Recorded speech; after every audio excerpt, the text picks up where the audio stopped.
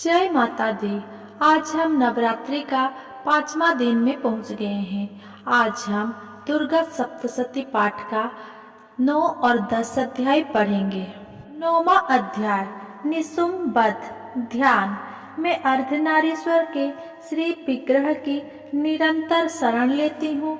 उसका वर्णन वर्ण बंदूक पुष्प और सुवर्णों के समान रक्त पीत मिश्रित है। वो अपनी भुजाओं में सुंदर अक्षमाला, पास, अंकुश और वरद मुद्रा धारण करता है।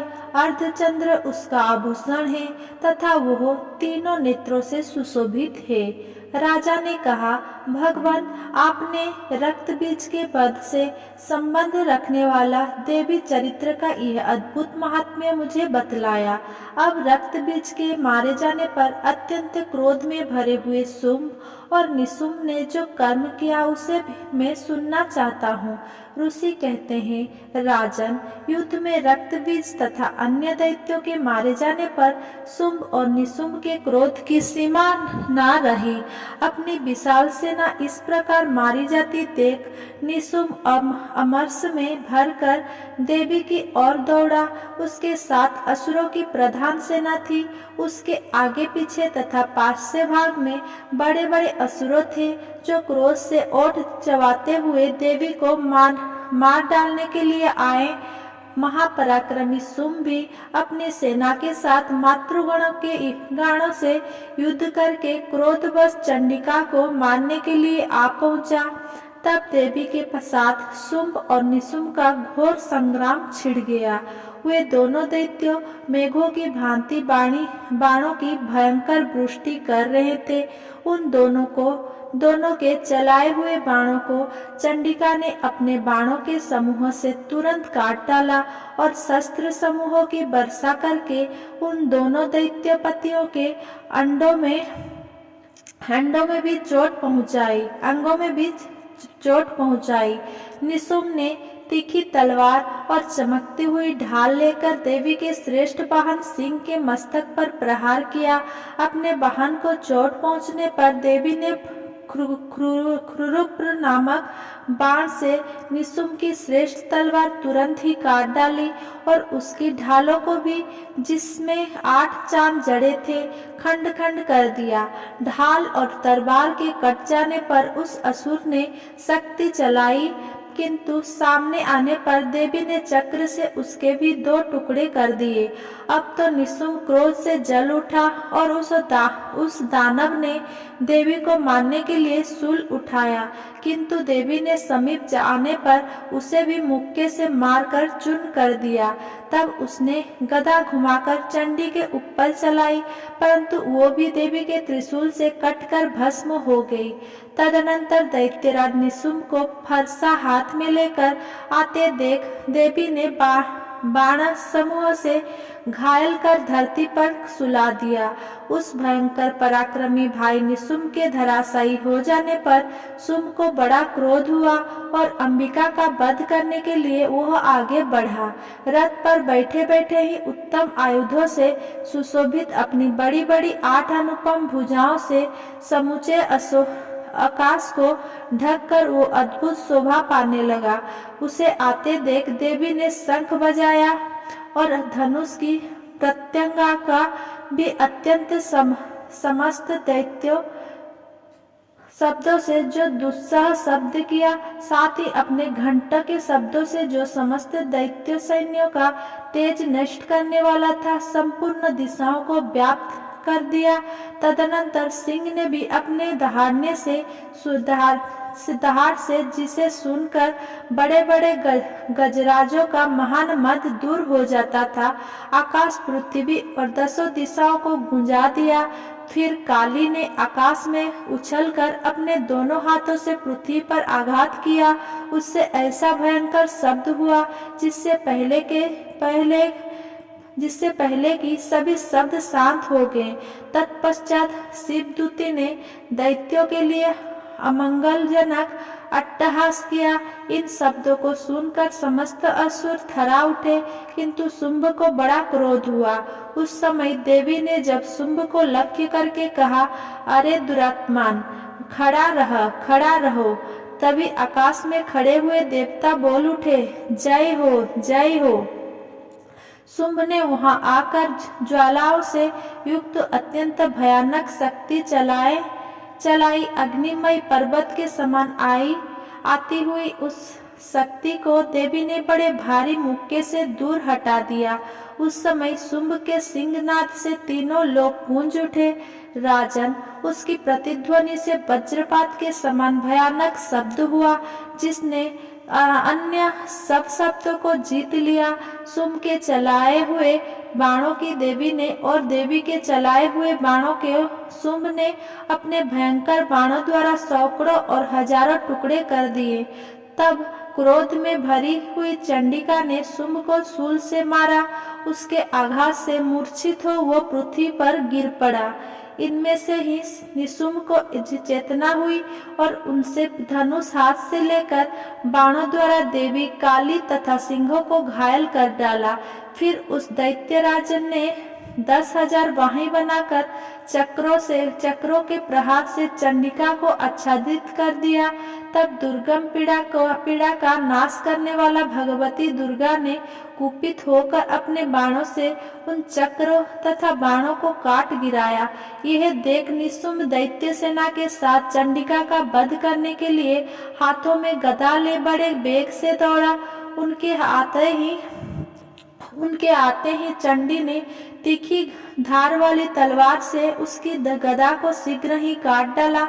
तब उसने शूल हाथ में ले लिया।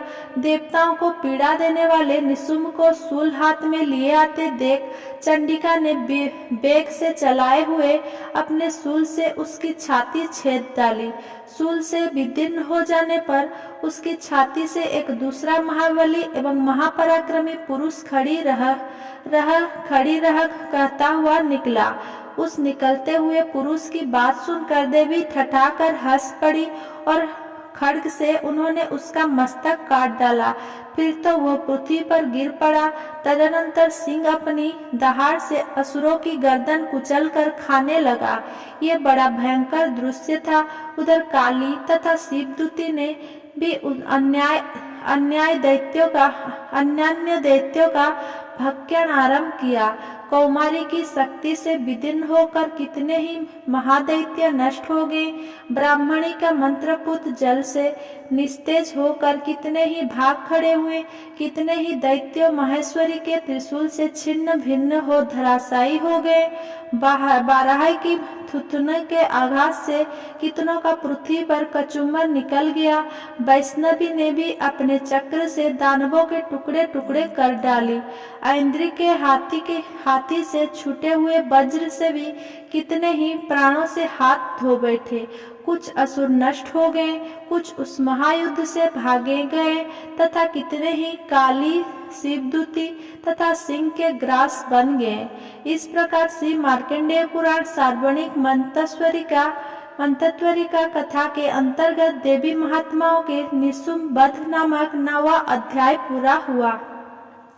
10वां अध्याय शुंभ वध में मस्तक पर अर्धचंद्र धारण करने वाली शिव शक्ति स्वरूपा भगवती कामेश्वरी का हृदय में चिंतन करती हूँ। वे तपाए हुए सुवर्ण के समान सुंदर है। सूर्य, चंद्रमा और अग्नि ये ही तीनों उनके नेत्र हैं तथा वे अपने मनोहर हाथों में धनुष, बाण, अंकुश, पास और शूल धारण किए हुए हैं। ऋषि कहते हैं, राजन, अपने प्राणों के समान प्यारे भाई निशुंभ को मारा गया देख तथा सारी सेना का संहार होता जान शुंभ ने कुपित होकर कहा, दुष्ट दुर्गे, तू बल के अभिमान से आकर झूठ मूठ का घमंड ना दिखा। तू बड़ी मानिनी बनी हुई है, किंतु दूसरी स्त्रियों के बल का सहारा लेकर लड़ती है। देवी बोली, अय दुष्ट, मैं अकेली ही हूँ। इस संसार में मेरे सिवा दूसरी कौन है? देख, ये मेरे ही विभूतियाँ हैं। मुझ में ही प्रवेश कर रही है। तदनंतर ब्रह्माणी आदि समस्त देवियां अंबिका देवी के शरीर में लीन हो गई। उस समय केवल अंबिका देवी ही रह गई। देवी बोली, मैं अपनी ऐश्वर्य शक्ति से अनेकों रूपों में यहाँ उपस्थित हुई थी। उन सब रूपों को मैंने समेट लिया। अब अकेली ही युद्ध में खड़ी हूँ। तुम भी स्थिर हो जाओ। ऋषि कहते हैं, तदनंतर देवी और शुंभ दोनों में सब देवताओं तथा दानवों के देखते देखते भयंकर युद्ध छिड़ गया। बाणों की वर्षा तथा तीखे शस्त्र एवं दारुण अस्त्रों के प्रहार के कारण उन दोनों का युद्ध सब लोगों के लिए बड़ा भयानक प्रतीत हुआ। उस समय अंबिका देवी ने जो सैकड़ों दिव्य अस्त्र छोड़े, उन्हें दैत्यराज शुंभ ने उनके निवारक अस्त्र द्वारा काट डाला। इसी प्रकार शुंभ ने भी जो दिव्य अस्त्र चलाए, उन्हें परमेश्वरी ने भयंकर हुंकार शब्द के उच्चारण आदि द्वारा खिलवाड़ में ही नष्ट कर डाला। तब उस असुर ने सैकड़ों बाणों से देवी को आच्छादित कर दिया। यह देख क्रोध में भरी हुई उन देवी ने भी बाण मारकर उसका धनुष काट डाला। धनुष कट जाने पर फिर दैत्यराज ने शक्ति हाथ में ली, किंतु देवी ने चक्र से उसके हाथ की शक्ति को भी काट गिराया। तत्पश्चात दैत्यों के स्वामी शुंभ ने 100 चांद वाली चमकती हुई ढाल और तलवार हाथ में ले उस समय देवी पर धावा किया।